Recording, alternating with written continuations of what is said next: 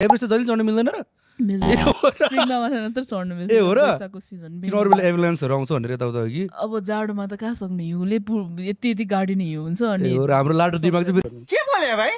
के बोले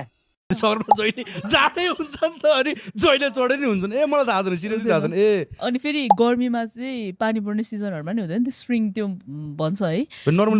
मेको सिजन चाहिँ बेस्ट हो किन एडमन हिलर र तेन्जिङ नोर्गे शेर्पा सरले पनि मेमा सबमिट गर्नुभयो हो अनि त्यसैले उहाँहरूले सबमिट गरेको टाइम चाहिँ बेस्ट भनेर प्राय सबैजना मेमै त्यसमा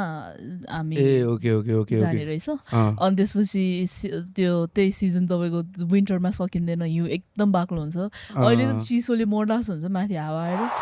अनि त्यो ठ्याक्क त्यो चाहिँ बेस्ट वेदर हो भन्छ तर विन्टरमा सबमिट गर्नेहरू पनि हुनुहुन्छ इलिट माउन्टेनर्सहरू जसले चाहिँ रेकर्ड्सहरूको लागि भनेर विन्टरमा जानेहरू पनि हुनुहुन्छ तर त्यो चाहिँ नर्मल क्लाइन्टहरू चाहिँ जाँदैन